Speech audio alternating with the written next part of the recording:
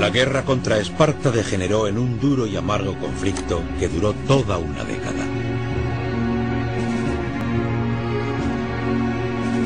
Los espartanos devastaron la tierra que rodeaba a Atenas. Mientras, todavía la flota proporcionaba los suministros a la ciudad. Pero ninguna parte era capaz de vencer a la otra.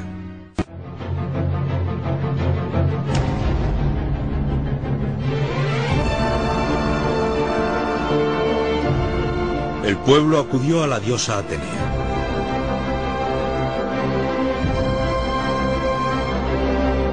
Cuando Atenas estaba en pleno auge 30 años antes, Pericles la había honrado con el templo más glorioso visto hasta entonces.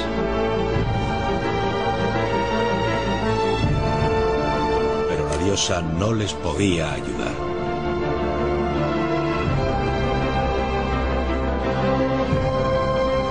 Atenas, que anteriormente había estado tan segura de su preeminencia en el mundo griego, ahora era el hogar de una población devastada por la peste y la guerra, asediada y hambrienta, con sus arcas vacías y con su otrora orgullosa flota paralizada.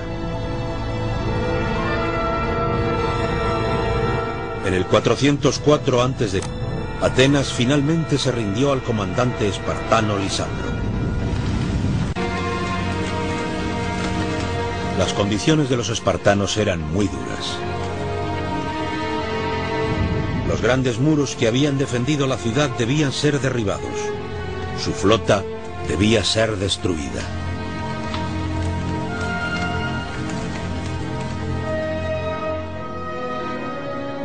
Tenemos este maravilloso grabado de Lisandro navegando por el Pireo, desmantelando la flota ateniense. Esto es importante porque la destrucción es, simbólicamente, una destrucción del imperio ateniense.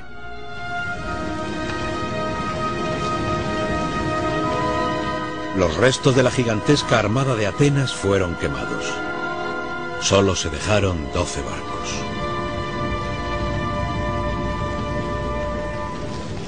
Ya no dominaría el Mediterráneo.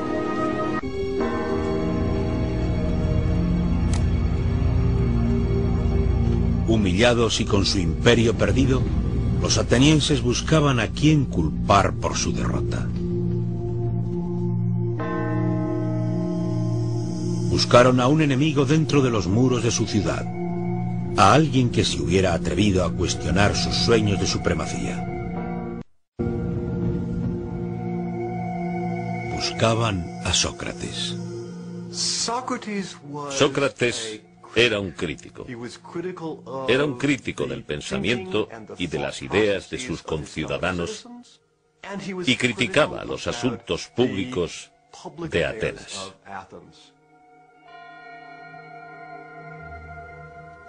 Durante unos 50 años, Sócrates había estado criticando públicamente y atacando las tradiciones de la vida ateniense, y había reunido un grupo de jóvenes seguidores. Seguramente, esto debió haber debilitado el carácter moral de la ciudad, socavando su ambición de victoria. Sócrates fue arrestado por orden de la asamblea, acusado de cuestionar la religión del Estado y corromper a los jóvenes de la ciudad.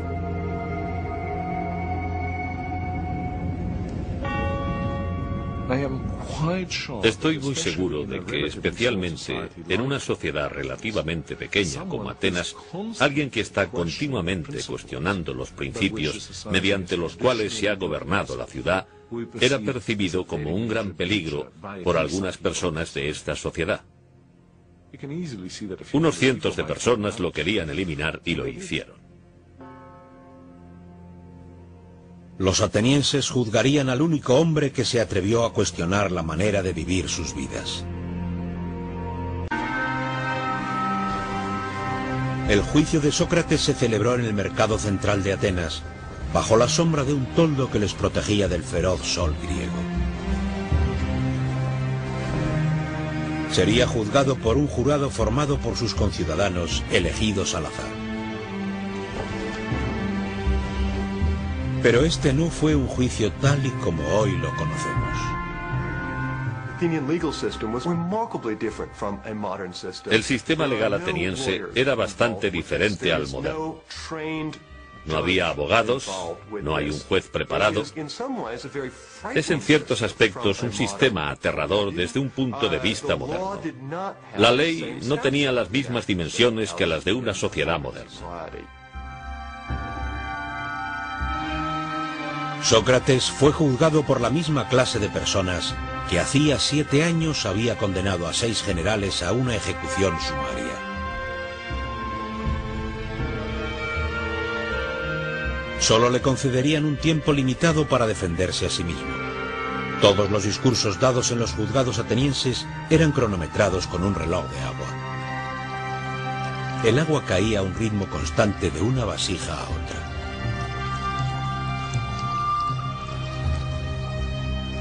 Pero Sócrates no mostró tener miedo frente a sus acusadores.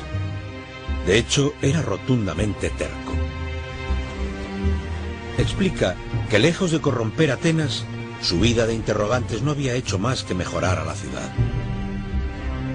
Francamente, he sido asignado a esta ciudad como si se tratara de un gran caballo con tendencia a ser perezoso y que necesitara la picadura de una gran mosca. Y no pararé aquí, allí o en cualquier parte de provocar y reprochar a cada uno de vosotros. No era un discurso a propósito para ganar simpatías. Sócrates se está colocando a sí mismo y a su vida contra el Estado ateniense. Está haciendo lo que él considera que es correcto. Piensa que la vida que ha elegido, esta vida de piensa por ti mismo, es la mejor vida. Como él dice en su discurso, no merece la pena que un humano viva una vida sin cuestionarlo todo.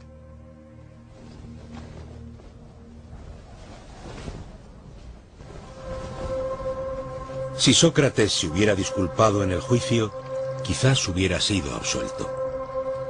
Pero en lugar de eso pidió que le concedieran cenas gratis por todo el trabajo que había hecho. Puedo imaginarme lo que el jurado y la audiencia del juicio debieron haber pensado por aquel entonces. Se debieron haber quedado estupefactos. Cuando llegó el voto final, el veredicto no fue ninguna sorpresa.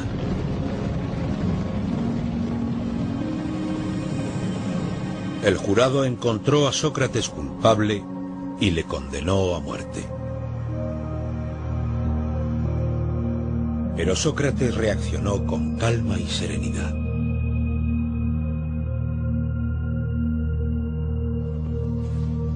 Bien, es hora de marchar. Yo debo morir y vosotros vivir. Pero solo el cielo sabe quién de nosotros tiene el futuro más abierto.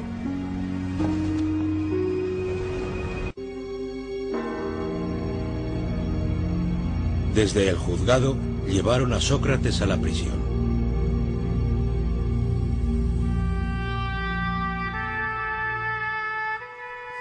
Los arqueólogos han encontrado el lugar donde estuvo aquella prisión.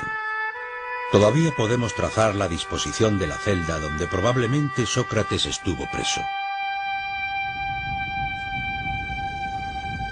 Y todavía tenemos relatos sobre los últimos días de Sócrates, de amigos que le visitaron en su celda. Cuentan entre los escritos griegos más famosos, ya que con su muerte Sócrates transformaría a Atenas.